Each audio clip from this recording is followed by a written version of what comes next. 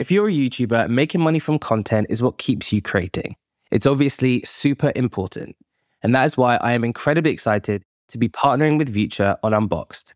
Viewture provides established YouTube creators with an upfront lump sum payment in exchange for future AdSense revenues for a set period of time. This means you can invest in your team, whether that's editors, producers, thumbnail designers, whatever you need to keep your content machine going forwards.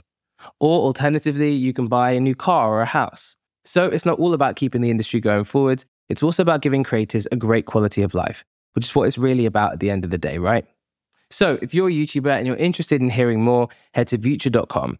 That's viewture.com.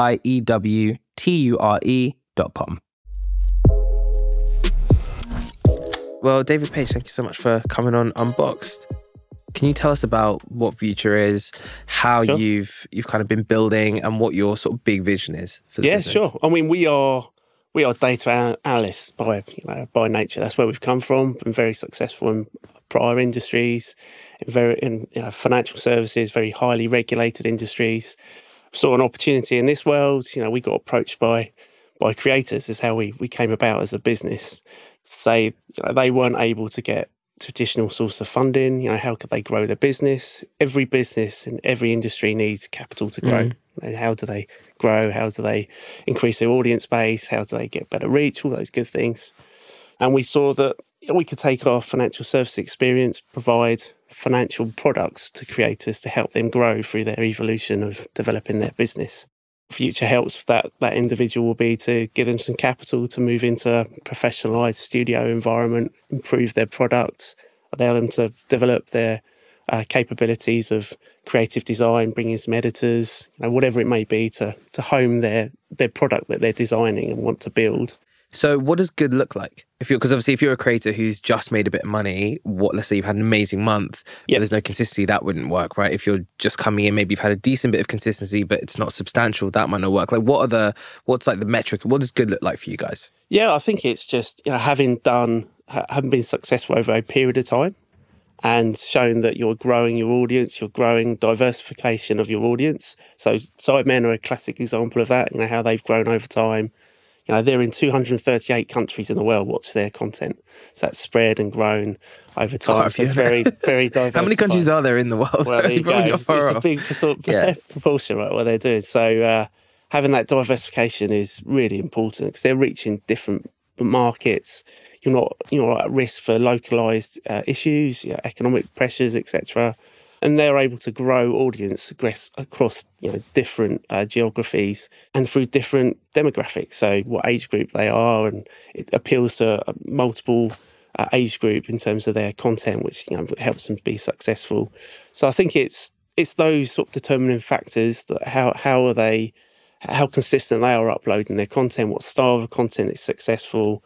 What's the engagement score? What's the demographics? What geographics are they actually entered into? Yeah, I mean, it's interesting when you said that, you had creators coming to you, that was the inspiration where they were saying, we need funding, we need support. It sort of touches on, I think, a bigger challenge, which is this sort of creator pull, this sort of, this tension or this tightening that's happening, I think, where there's almost a race, an arms race, if you will, for bigger, better content, more resources needing to go into it, bigger ideas, more production. And for creators who aren't necessarily used to that level of resourcing, structuring, almost professionalizing what they're doing, there's a struggle gap, I think, that's happening. Absolutely. Have you noticed that yourself? And when you had those initial conversations, was there one conversation, maybe without naming names, that was the alarm bell? And and did you see a pattern in terms of people coming to you for those sort of same problems in relation to that arms race, if you will? Absolutely. That I think it was a creator done extremely well, built up their base, had some virality in their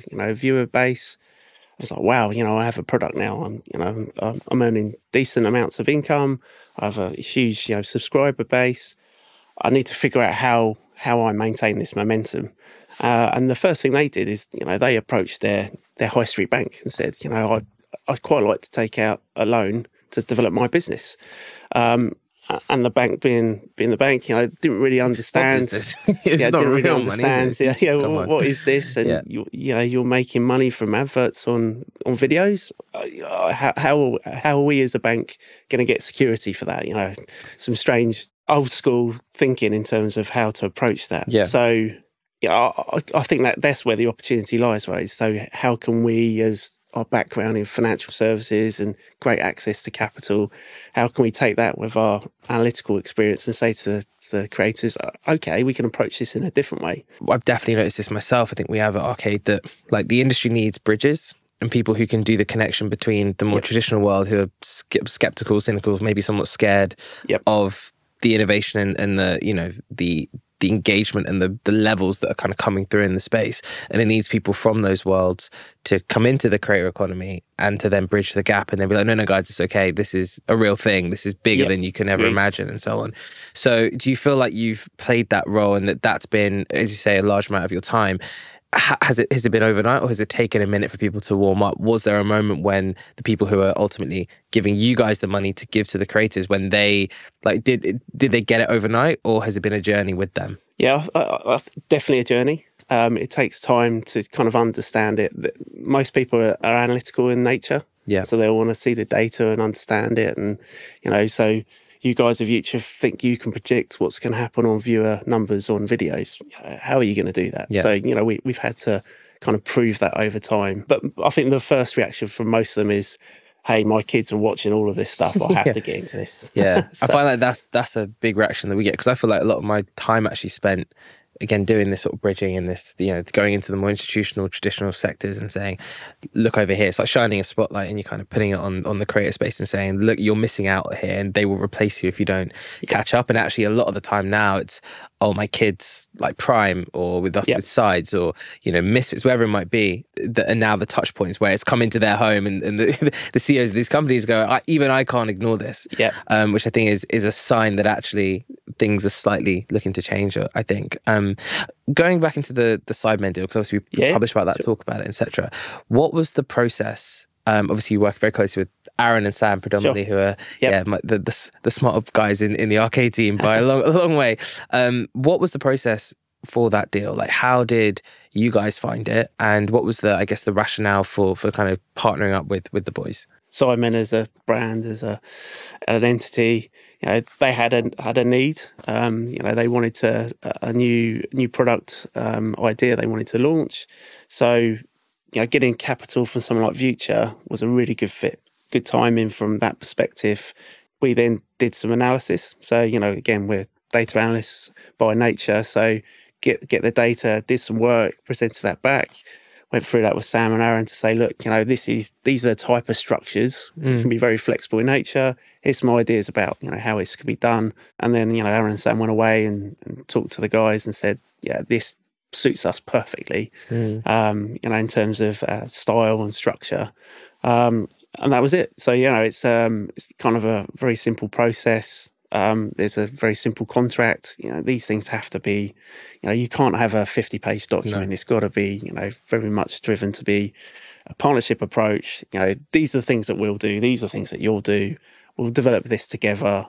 You know, here's how the capital is going to be paid. Done. You know, I'm a great believer in keeping things simple. You know, you get best results that way. Yeah, and actually it's, I think, a good case study for the sort of wider maybe changes going on in the space, especially at the top end where, we as a team have been developing concepts. Those concepts need capital. The bigger the ideas, obviously the more money that you need to fund those ideas to get them off the ground. And actually there is no other solution really that is able to provide what you guys have been able to provide in such a seamless way as well. And everyone's been so happy, by the way. I know you know that anyway, but it's been great because it's given us the opportunity to really then go quickly, because that's the thing as well now, right? In this space, you need to move really fast. You need to, if you have ideas, you need to be able to deploy them, get them off the ground. You don't have the luxury anymore, maybe, of waiting, maybe not anymore, but you don't have the luxury to take years to develop a concept and then get it off. You need to move fast. So to have that capitalized, I don't think really creators are maybe as aware of just how much you need that capital to make things move and to make things happen quickly. Sidemen are in a good position because they've been building up capital for a number of years.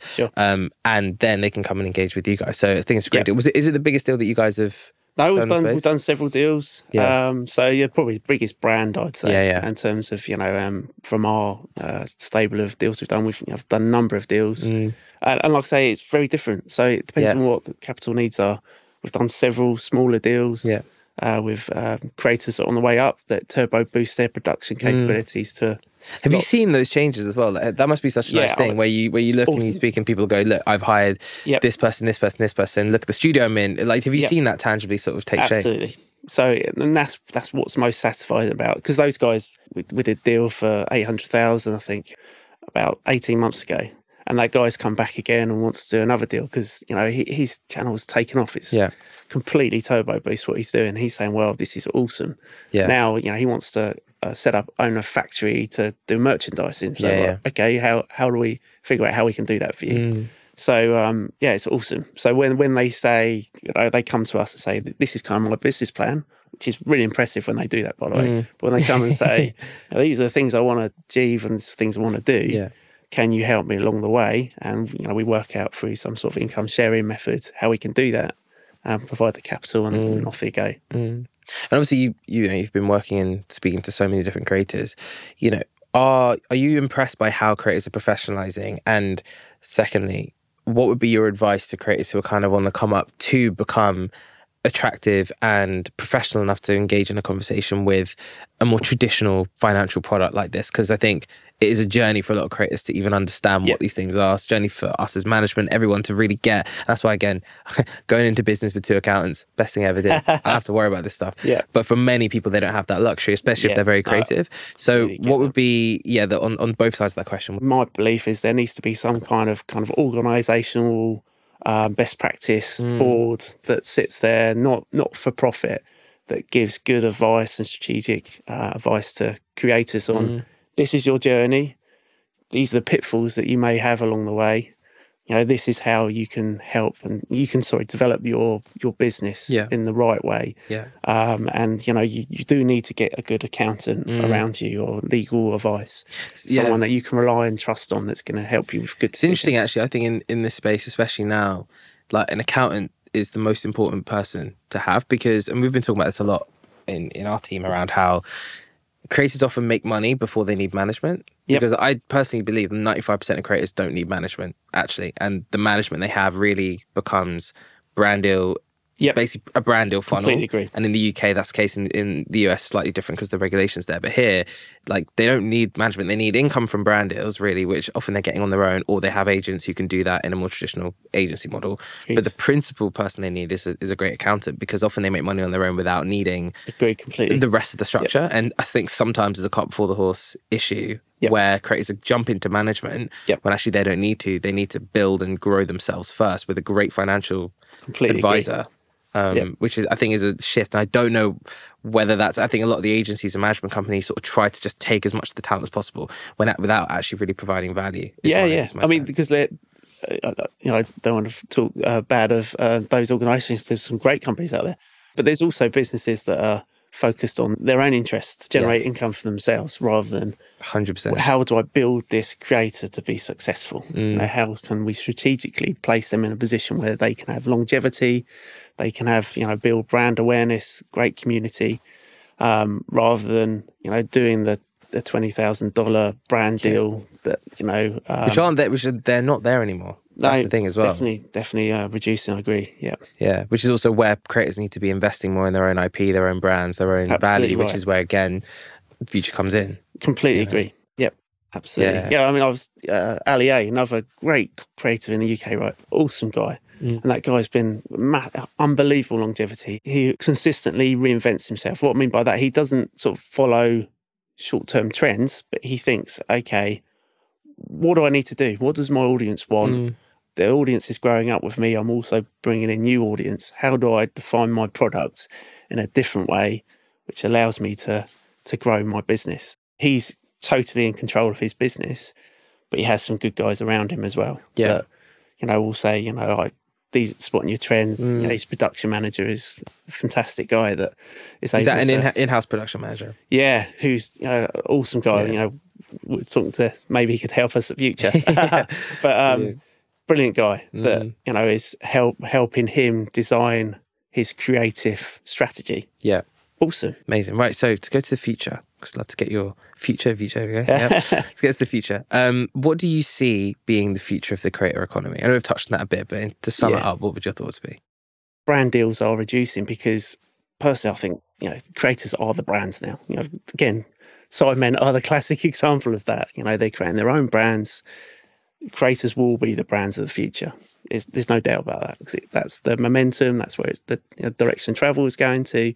So, because they have this huge engagement with an audience, they can bring out products, ideas, services that meet their customers' needs. They become the new brands, which I think is unbelievable. That can happen, but it's happening now, and it will continue to happen. So that's where I think it will end up going. I think the advertisers, the smart advertisers, it's $900 million a year gets spent on advertising, huge amounts of money, is that will still find its way, permeate to those brands, creators that, have developed their business model the best. And for new creators, what opportunities do you see out there right now? Lots of things. I mean, there's the whole play around, short and long form content, getting the right balance. We spend a lot of time on that, doing the data analytics on that. There's definitely a place for short form content. It needs to complement long form, I think. So it helps build the audience. But, when you're building a business like a creator is, and you want to monetize your product, you have to get that right balance between long and short form. So I think that's obviously a huge challenge for creators at the moment. The TikTok stars of the world trying to move across to long form to generate higher revenue numbers. That transition, or any revenue numbers, to be honest. Any revenue numbers, correct? Yeah, is how to do that. So that's a challenge, and I do think there is a way to do that. So we figured out from an analytical perspective, we're trying to give advice on that to creators. What is that out of interest? Well, it's. I think if you do the right type of short form content that is the same or interesting enough to your audience that you get the same level of engagement, but they can transition across the long form content. So, Woody and Klein, you guys, they come on the show, right? Great guys, awesome guys, right? I love, personally, you talk about creators, I love that stuff. Yeah. It's brilliant, great to watch. Those guys are transitioning through that in terms of, they get huge audience on short form content. How do we develop that from a long form content perspective? Yeah. So take the essence of what they do from a short form and make sure that they're able to still get that engagement rate in the long form. Yeah. So same style and type, but you're able to keep the audience engaged for a longer period of time. So if you're doing a 20-minute video, will they stay for the 20 minutes, understanding what content works? So it's all in the data really to understand this type of content will work, this type of content won't work. And then obviously AI is what everyone's talking about. I think it's a threat as well as a support to creators. We work with a few people that we're looking at that. Geordie, Quable Cox, he's got his own business now, which is awesome. The tech he's built is phenomenal. Yeah. So we've spent time with Geordie, sort of understanding how AI can influence and shape and help grow channel audiences, via viral animated content, but also the translation into different languages. Do you know any platforms or any sort of examples which you think are kind of revolutionary for the space that creators should be thinking about or looking at to sort of implement potentially? There's so many out there that are trying to develop this service. My great belief is that Google are the pioneers of advertising revenue. Those guys are undisputed, the kings, of generating income for creators. They will be the pioneers for this as well. Yeah. So eventually they will be the AI champions. Everyone's sort of scrambling around at the minute, trying to get scrambling around, trying to get. They'll just come in. Yeah. And there's smart. I think the creator-led businesses will work the best. So Geordie's business, I think, will do really well because he understands it. Kind of understands. Might even get acquired by Google or something at some point. I'm sure that's what he's hoping for. But I think if it's not perfect, it won't work. Amazing. Right, and finally, who is the creator who you are loving at the minute? Well, I'll say two answers to that. Go on. One is that our biggest research analyst is my 12-year-old son, Alfie. Yeah. So who does Alfie love at the minute? He loves, he loves WillNE. He loves Ryan Trahan. I mean, stuff that's kind of real to life. He loved the Ryan Trahan journey across America, the challenge he did. Loved it. Every day he set his alarm. He wanted to watch that video that got uploaded. So he loves that. Me personally, I'm a huge fan. I've seen it. It's Russ, the hardest geezer. Yeah, he's great. Awesome. He comes from our hometown. Oh, does he? So he's from our hometown. I never knew that. Yeah, and what awesome stuff that he's doing. Just for those who don't know, I'm sure people have seen him on Twitter and so on, but what's he doing? So he's run across Africa. So it's casual. Yeah, he's mad, right? He's mad. So it's 360 marathons in 240 days across the whole, from south to north of Africa. Insane. Right, so he's raising money for charity. Awesome. So yeah, I watch his stuff all the time. I think he's brilliant. We're trying to help him and, you know, get some visibility for him because I think it's phenomenal what he's doing. And I think that life experiences stuff. Yeah. I think that's taking people on a journey, right? I think that's where things are at now more. It's like more about, there's obviously the hardline narrative storytelling side of things, which is, you know, maybe more scripted and more produced, but actually it's taking people on real adventures and journeys. And I think people are more into the sort of voyeurism and being a part of something a bit bigger now, which seems to be the trend. So definitely. Yeah. Amazing. Awesome. Well, David, thank you so much for coming on. Thanks for letting me come in. It's great.